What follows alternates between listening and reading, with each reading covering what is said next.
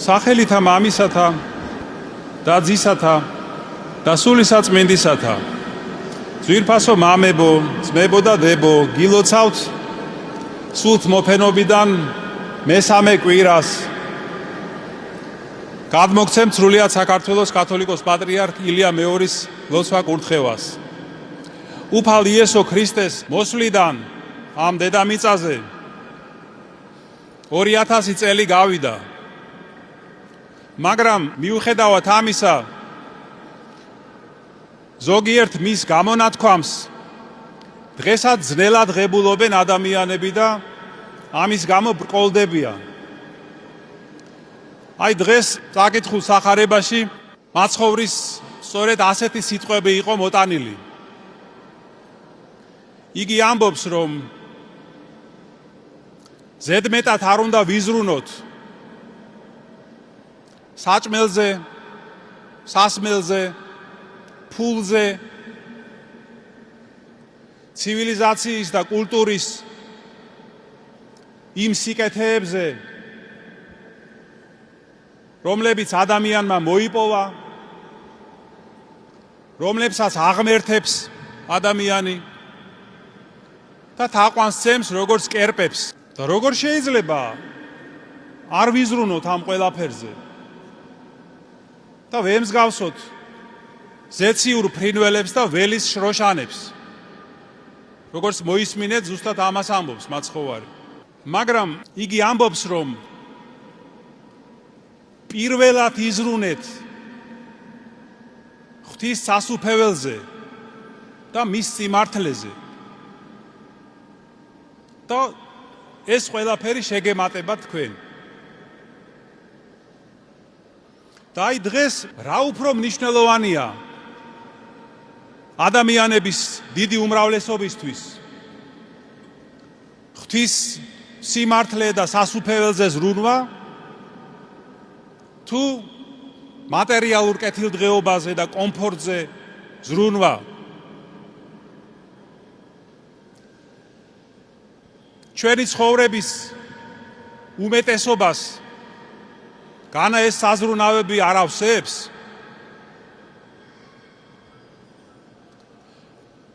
განა პირველად არ ზრუნავენ ადამიანები ხორციელ და მშვინვიერ სიამოვნებაზე, ვიდრე ღმერთის სასუფეველზე და მის სიმართლეზე? და განა უფრო მეტად არ ზრუნავენ, როგორც გითხარით, კულტურის და ცივილიზაციის სიკეთეების მოპოვებაზე, ვიდრე ღმერთზე და სასუფეველზე და მის სიმართლეზე?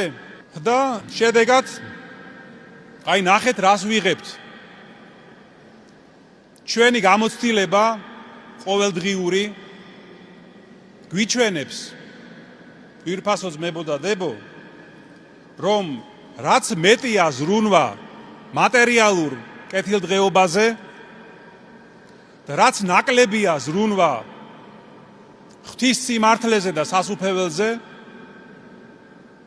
ეს მატერიალური სიკეთეები მით უფრო კი არ მატულობს,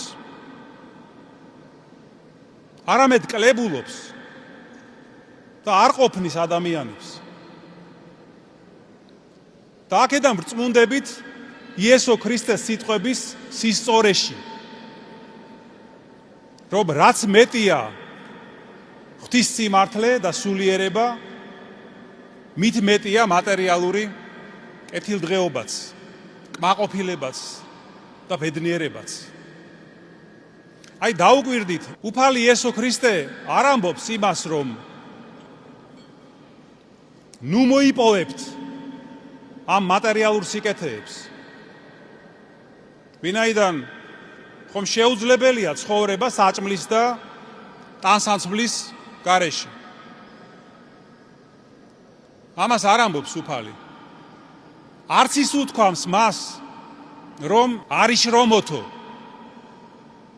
იმისთვის, რომ იქონიოთ ყველაფერი საჭირო, რაც საჭიროა თქვენი ცხოვრებისთვის.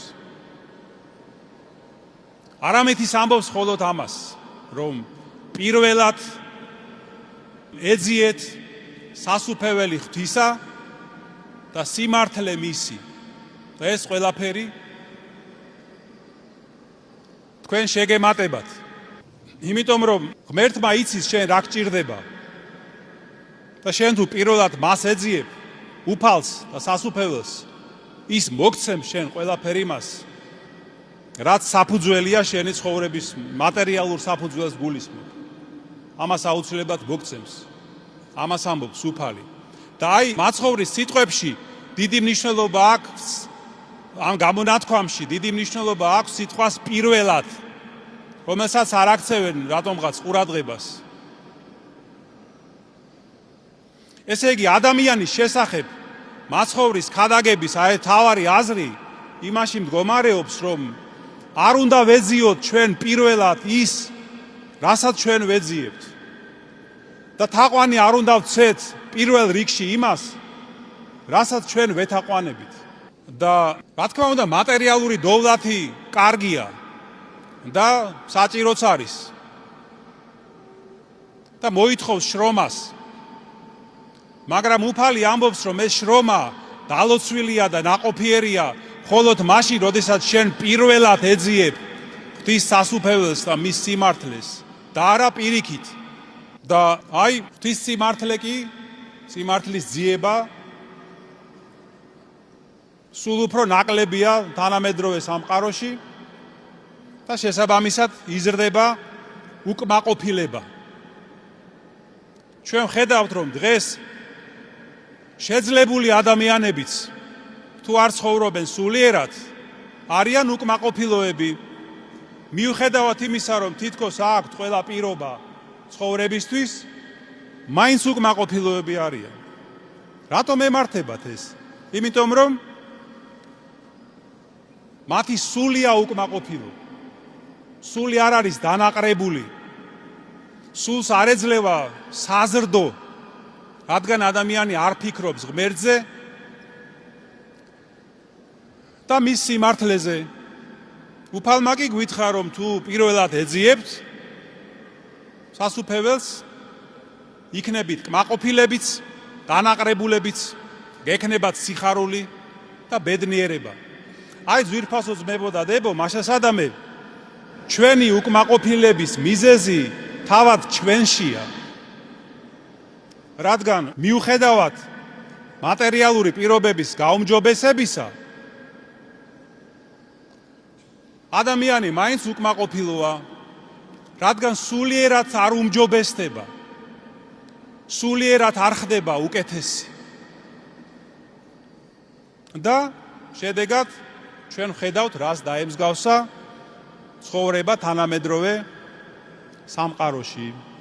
ამიტომ ძვირფასო ძმებო და დებო, ხშირად უნდა ვიხსენებდეთ და ყოველთვის უნდა გვახსოვდეს უფლის გამონათქვამი, რომელიც დღეს ჩვენ წავიკითხეთ სახარებაში. პირველად ეძიებდეთ სასუფეველსა ღვთისასა და მის სიმართლეს. და ეს ყოველივე შეგემატება თქვენ. ამინ. დღეს ჩვენთან არიან მოსულები ჩვენი ძვირფასი აბიტურიენტები. ძვირფასო აბიტურიენტებო, მინდა მთელი გულით დაგლოცოთ თქვენ ცხოვრებაში აი ამ უმნიშვნელოვანეს, ერთ-ერთ უმნიშვნელოვანეს პერიოდში, როცა თქვენ დაამთავრეთ სკოლა და უნდა შეუდგეთ უმაღლესი სწავლების და ცოდნის სარბიელს. გახსოვდეთ ძვირფასო ძმებო და დებო, რომ ცოდნა ეს არის სინათლე, რომელიც ადამიანს აღამაღლებს და ამ ცხოვრების გზაზე წინსვლის საშუალებას აძლევს. ღმერთი შეგეწიოთ, რომ ღირსეულად ჩააბაროთ ეს ცხოვრებისეული გამოცდა და აისრულოთ თქვენი კეთილი სურვილები ღვთის წყალობით. ღმერთმა დაგლოცოთ, გაგახაროთ და გაგაძლიეროთ. დღეს ჩვენ ვლოცავთ სრულიად საქართველოს კათოლიკოს პატრიარქ ილია მეორის ლოცვა-კურთხევით გუტაშვილების გვარს, ღმერთმა გამრავლოთ და გაგაძლიეროთ და გაგახაროთ.